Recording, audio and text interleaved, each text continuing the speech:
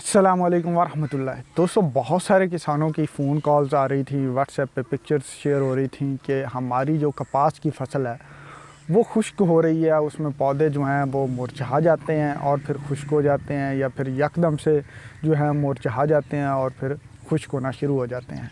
आज की वीडियो में हम इसी पे बात करेंगे और देखेंगे कि कपास की फसल में पौधे आखिर क्यों मुरझा रहे हैं और इनको हम किस तरह से महफूज बना सकते हैं। मैं हूं डॉक्टर जमील शफ़ी और आप देख रहे हैं प्लांट क्लिनिक्स का यूट्यूब चैनल। दोस्तों, कपास की फसल में पौधों का मुरझा जाना बुनियादी तौर पर 3 किस्म की फफूंदियों की वजह से होता है। अब वो कौन सी फफूंदियाँ हो सकती हैं? इसमें फुजेरियम शामिल है, वर्टिसिलियम शामिल है और राइजोकोटोनिया शामिल है। इन तीनों की अलामात में थोड़ा थोड़ा फ़र्क होता है, लेकिन बुनियादी तौर पर तीनों की वजह से ही जो पौधा है वो मुरझाता है, खुश्क हो जाता है, पत्ते गिराना शुरू कर देता है और अल्टीमेटली किसान को नुकसान होना शुरू हो जाता है। अब फुजेरियम के केस में क्या होता है कि पौधे जो हैं किनारों से जो है मुरझाते हैं और फिर आहिस्ता आहिस्ता खुश्क होना शुरू हो जाते हैं।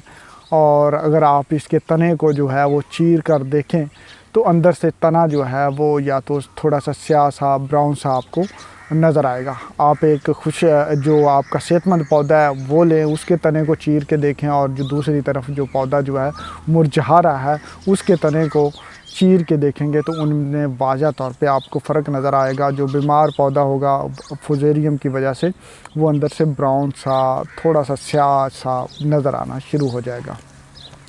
अब दूसरी जो इसमें बीमारी या फफूंदी आती है जिसकी वजह से पौधे मुरझाते हैं वो वर्टिसिलियम विल्ट है। वर्टिसिलियम विल्ट की एक बुनियादी तौर पे निशानी ये होती है कि अगर जो फुजेरियम है उसमें क्या होता है कि पत्ते जो हैं वो अगर हम कंसीडर करें तो ये किनारों से खुश्क होना शुरू हो जाते हैं, मुरझाना शुरू होते हैं पहले और फिर खुश्क होना शुरू हो जाते हैं। जबकि वर्टिसिलियम विल्ट की जो सबसे अहम निशानी समझी जाती है कि ये पत्ता है और ये उसकी रगें हैं, जो बड़ी रगें होती हैं, तो इनके सेंटर में से ये बीमारी जो है कुछ किनारों से शुरू होती है और फिर इनके सेंटर में से ये ऐसे येलो सी फिर येलो होते हैं पत्ते और फिर जो हैं वो खुश्क होना शुरू हो जाते हैं, ऐसे जो बड़ी रगें होती हैं उनके सेंटर में। और इनको हम टाइगर स्ट्राइप सिम्टम्स भी कहते हैं, यानी कि पत्ते जो हैं ऐसे लगता है जैसे चीते की जिल्द पे धब्बे होते हैं, उसी तरह के पत्तों के ऊपर भी धब्बे से बन जाते हैं, येलो कलर के, ब्राउन कलर के, और पत्ते जो हैं खुश्क होना शुरू हो जाते हैं। अल्टीमेटली जब बीमारी ज़्यादा आती है तो फिर पत्ते जो हैं वो गिरना शुरू हो जाते हैं। तीसरी किस्म की जो फफूंदी है वो राइजोकोटोनिया कहलाती है। उसकी वो बुनियादी तौर पर जड़ पे जो है हमला करती है। अब जो वर्टिसिलियम विल्ट है इसमें भी अगर आप पत्ते को तने को काटेंगे, तने को अगर आप ऐसे, ये सीधा तना है तो इसको आप छुरी से ऐसे काट देंगे तो अंदर से देखेंगे तो आपको एक रिंग नज़र आएगा, तने के अंदर एक ब्राउन रिंग बन जाता है, जिसकी वजह से वो उसके जो वैस्कुलर सिस्टम है उनको ख़राब कर देता है और पत्ता जो है पौधा जो है वो मरना शुरू हो जाता है, मुरझाना शुरू हो जाता है। अब जो तीसरी बीमारी राइजोकोटोनिया या जिसको रूट रॉट की बीमारी भी कहते हैं, उसकी अगर हम बात करें तो वो रूट को ग्लासड़ा देती है। आप जाते हैं जो अगर वो ये छोटे पौधों पे भी हमला करती है, बड़े पौधों पे भी हमला करती है। अगर आप सीडलिंग स्टेज पे, छोटी स्टेज पे हमला करती है तो आप उसको निकालें तो पत्ते जो है जहाँ से ज़मीन को पौधे टच कर रहे होते हैं, तने का वो हिस्सा जो है अंदर की तरफ पिचक जाता है, वहाँ से खुश्क होना शुरू हो जाता है और पौधे मुरझाना शुरू हो जाते हैं। जब जो बड़े पौधे होते हैं उनकी ये जड़ पे हमला करती है, जड़ गलना सड़ना शुरू हो जाती है, जो बुनियादी तौर पर हमें इब्तदाई तौर पर नज़र नहीं आ रही होती, लेकिन आप अगले दिन जाते हैं तो पौधा पूरा का पूरा जो है पत्ते ऐसे नीचे जो है सिकोड़ के जो है खड़ा होता है, पौधा जो है मुरझा जाता है। तो ये 3 फफूंदियाँ हैं। अब इन 3 फफूंदियाँ जो है इनकी बुनियादी तौर पर तो ये है कि आप सीड ट्रीटमेंट जो है वो करके काश्त करें। सीड ट्रीटमेंट आप ट्राइकोडर्मा से भी कर सकते हैं या फिर कार्बेंडाजिम से भी कर सकते हैं। कुछ और भी जो है वो ज़हरें सीड ट्रीटमेंट के लिए रिकमेंड की जाती हैं, लेकिन अब तो जो है वो सीड ट्रीटमेंट का तो टाइम गुजर चुका है, कॉटन काश्त हो चुकी है। अब बीमारी अगर आ रही है तो हम क्या कर सकते हैं? اس میں دو طریقہ کار ہیں. ایک تو یہ ہے کہ آپ پھپھوندی کچھ زہریں جو ہیں ان کا استعمال کریں، اور دوسرا ہے کہ آپ کسان دوست پھپھوندی کا استعمال کریں اور اس کو کنٹرول کر لیں. سب سے پہلے ہم کسان دوست پھپھوندی کی بات کر لیتے ہیں. کسان دوست پھپھوندی میں جو سب سے اچھی پھپھوندی سمجھی جاتی ہے وہ ٹرائیکوڈرما ہے. اب ٹرائیکوڈرما کیا ہے؟ یہ زمین میں رہنے والی ایک قدرتی طور پر کسان دوست پھپھوندی ہے جو پیتھوجن یا بیکٹیریا کی وجہ سے ہونے والی کچھ بیماریاں ہیں اور جو پھپھوندی کی وجہ سے ہونے والی بیماریاں ہیں یہ ان کو بڑا اچھا کنٹرول دیتی ہے. یہ قدرتی طور پہ بھی بعض زمینوں میں پائی جاتی ہے اور بعض اوقات ہم مارکیٹ سے جو ہے وہ لے کے بھی اپنی زمین میں اس کو چھوڑتے ہیں تاکہ بیماری پیدا کرنے والی جو پھپھوندیاں ہیں، بیکٹیریا ہیں، وہ یہ ان کو کنٹرول کر لے. دوسرا اس کا فائدہ یہ ہوتا ہے کہ یہ زمین کی خوراکی اجزاء کو جو ہے لے کے پودے کو دیتی ہے، تو اس طرح سے ڈبل فائدہ ہو جاتا ہے. ایک تو یہ بیماری نہیں آنے دیتی، دوسرا خوراکی اجزاء کی اویلیبلٹی کو بہتر کر دیتی ہے. اب ٹرائیکوڈرما کو آپ کیسے استعمال کر سکتے ہیں؟ ٹرائیکوڈرما کا جو پاؤڈر ہے میں یہاں پہ اسکرین پہ آپ کو شو بھی کر رہا ہوں. ٹرائیکوش کے نام سے مارکیٹ میں اویلیبل ہے، اور آپ اس کو ایک تو ہے کہ بنا بنایا کمپنی سے لیں اور فلڈ کر دیں. اس صورت میں کمپنی جو ریکمنڈیشن دیتی ہے کہ 4 پیکٹ جو 500 گرام کے ٹرائیکوش کے ہیں وہ آپ اپنے کھیت میں فلڈ کریں اور پھر اس کو 15 سے 20 دن کے بعد رپیٹ کریں.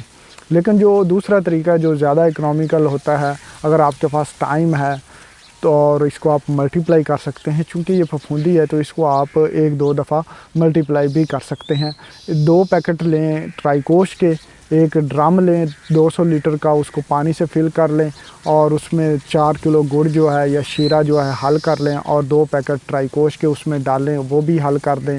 سایہ دار جگہ پہ 7 سے 10 دن کے لیے رکھیں. صبح شام جو ہے 2-2 منٹ کے لیے ڈنڈا ہلا دیا کریں تاکہ اس میں سے گیسیں نکل جائیں. 7 دن کے بعد آپ کا یہ ڈرم تیار ہو جاتا ہے. آپ اس ڈرم کو 1 ایکڑ میں یا 2 ایکڑ میں فلڈ کر سکتے ہیں، اور جو بیمار پودے ہیں ان میں سپاٹ ڈرینچنگ بھی کر سکتے ہیں. جو بیمار پودے آپ کو نظر آ رہے ہیں، جو بہت زیادہ بیمار پودے ہیں جو خشک ہو چکے ہیں، انہیں تو نکال دینا چاہیے، لیکن جو پودے ابھی ابتدائی طور پہ بیمار ہو رہے ہیں ان میں سپاٹ ڈرینچنگ بھی کر سکتے ہیں. سپاٹ ڈرینچنگ کیا ہے کہ یہ جو ڈرم میں آپ کا مٹیریل تیار ہو جائے گا 7 سے 10 دن کے بعد، اس کو ٹینکی میں ڈالیں، ٹینکی کے آگے سے نوزل اتار لیں اور جو پودے بیمار نظر آ رہے ہیں یا ان پہ اوپر کچھ سمٹمز نظر آ رہی ہیں ان کی جڑوں میں جو ہے اس نالی کی مدد سے جو ہے وہ ڈال دیں یہ ٹرائیکوش جو ملٹیپلائی کیا ہے آپ نے ڈرم میں.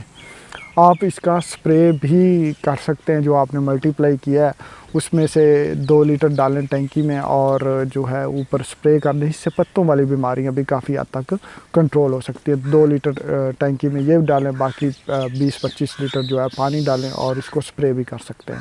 تو کافی زیادہ یہ فائدہ مند ثابت ہو سکتی ہے. تو یہ ایک طریقہ کار دوسرا ہے. اور اب ہم آتے ہیں کہ کیمیکل طریقے سے. یاد رکھیے جب آپ ٹرائیکوش کو استعمال کر رہے ہیں تو کوئی بھی آپ نے پھپھوندی کچھ زہر استعمال نہیں کرنی ہوتی. وہ پھر کیونکہ یہ بھی پھپھوندی ہے تو پھپھوندی کچھ زہریں جو ہیں وہ براڈ اسپیکٹرم ہوتی ہیں، وہ اس کوئی ایکٹیویٹی کو بھی کم کرتی ہیں.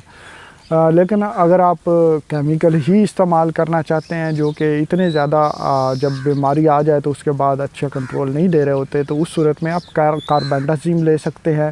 کاربینڈازیم کا محلول تیار کریں.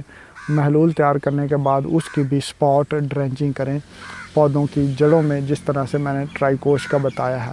اس طرح سے مارکیٹ میں اور بھی بہت ساری جو براڈ اسپیکٹرم فنجی سائڈز موجود ہیں، آپ ان کو بھی استعمال کر سکتے ہیں. ایزاکسی اسٹروبن ہے، پروپیگونازول گروپ سے کچھ کر سکتے ہیں، جو ازول گروپ ہے ان سے لے سکتے ہیں، یا فوسٹائل ایلومونیم جو ہے اس کا آپ سپاٹ ڈرینچنگ کر سکتے ہیں. تھائیوفینیٹ میتھائل کی سپاٹ ڈرینچنگ کر سکتے ہیں، فلڈ بھی کر سکتے ہیں.